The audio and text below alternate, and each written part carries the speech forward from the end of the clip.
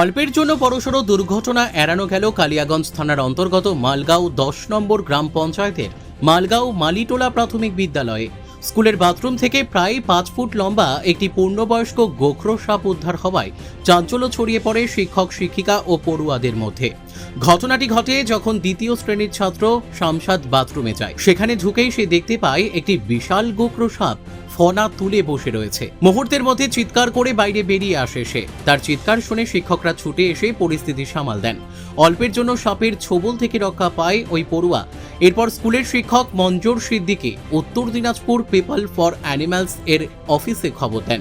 খবর পেয়ে সংস্থার সম্পাদক গৌতম তান্তিয়া এবং সদস্য বিশাল চৌহান দ্রুত ঘটনাস্থলে পৌঁছে স্কুলের বাথরুম থেকে প্রায় 5 ফুট লম্বা পূর্ণবয়স্ক গোখরো সাপটি নিরাপদে উদ্ধার করেন।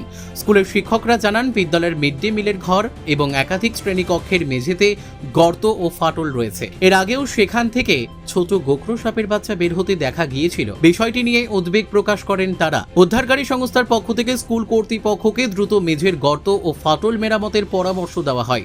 পাশাপাশি শিক্ষক ও ছাত্রছাত্রীদের বিভিন্ন ধরনের সাপ সম্পর্কে সচেতন করা হয় এবং সাপের কামড়ের পর কি করণীয় সেই বিষয়েও বিস্তারিত জানানো হয়। সংস্থার পক্ষ থেকে স্পষ্টভাবে জানানো হয়, সাপ কামড়ালে কোনো অবস্থাতেই ওঝা বা গুণিনের কাছে না গিয়ে অবিলম্বে নিকটবর্তী হাসপাতালে নিয়ে যেতে হবে। এছাড়াও বিদ্যালয়ের চারপাশের জঙ্গল পরিষ্কার রাখা এবং ব্লিচিং পাউডার ছড়ানোর পরামর্শও দেওয়া হয়েছে। উদ্ধার হওয়া গোখরো সাপটিকে বন দপ্তরের হাতে তুলে দেওয়া হয়েছে। বন দপ্তর সেটিকে তার স্বাভাবিক আবাসস্থলে নিরাপদে ছেড়ে দেবে। আপনার নাম এবং পরিচয়? আমার নাম গৌতম কান্তিয়া, আমি উত্তর দিনাজপুর পিপল ফর অ্যানিমালসের সম্পাদক। আজকে আপনাদের কি কর্মসূচি ছিল? আজকে আমরা এসেছি যে কালিয়াগঞ্জ থানার অন্তর্গত 10 নম্বর মালগাঁও মালিটোলা পঞ্চায়েতের মালগাঁও মালিটোলা প্রাইমারি স্কুলে। এখানে বাথরুমের মধ্যে একটা বড় গোখরো সাপ ঢুকেছিল এবং শামসাদ বলে একজন ছাত্র বাথরুম করতে গেলে সে দেখতে পায় সাপটিকে এবং অল্পের জন্য সে বেঁচে যায় সাপের ছোবল থেকে।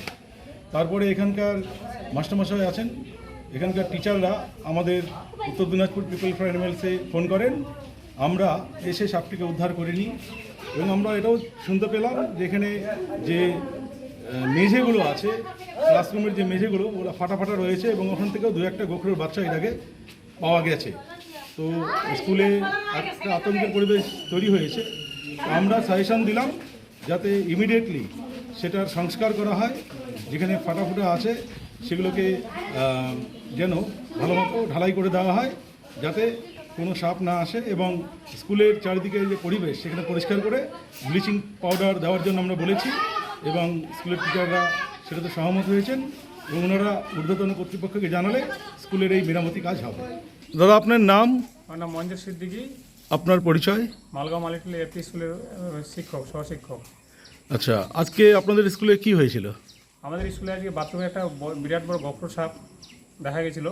একটা বাচ্চা বাথরুম করতে গিয়ে হঠাৎ দেখতে পায় সাপটিকে এবং অল্পের জন্য বেঁচে যায়। ঠিক আছে, এবং আমাদের স্কুলের একটা ক্লাসরুমের মেঝেটা পুরো ফেটে গেছে, সেখান থেকে মাঝে মধ্যে বাচ্চা বেরোচ্ছে। আচ্ছা, ছোট সাপের গোখরোর বাচ্চা? গোখরোর বাচ্চা। আচ্ছা, তো আপনারা তারপরে কি করলেন? আমরা ওটাকে Uttar Dinajpur for animal people for অ্যানিমালকে কল করি, ওরা এসে সেই সাপটিকে রেস্কিউ করে। আচ্ছা, আপনারা কি চাইছেন যে স্কুলের যে ভাঙা মেঝেগুলো আছে ওগুলো মেরামত? সেটা চাইছি যে উত্তরতন কর্তৃপক্ষ ওটা দেখে ওটা যেন সারানোর ব্যবস্থা করে দেয়। আপনারা ডিপিএসসিকে জানাবেন? হ্যাঁ, আমরা ডিপিএসসিকে এর আগেও জানিয়েছি, আবার জানাবো। এবং বাচ্চাদের একটা আতঙ্কের পরিবেশ তৈরি হয়েছে। অবশ্যই, বাচ্চারা যখন স্কুলে আসে আমাদেরই ভয় লাগে যে কখন কোথা থেকে সাপ বেরোবে, বাচ্চাগুলো বের হবে এবং কাটলে তো বিশাল একটা প্রাণহানির ব্যাপার থাকে। ঠিক ঠিক ঠিক আছে। Bureau report, Kulik news.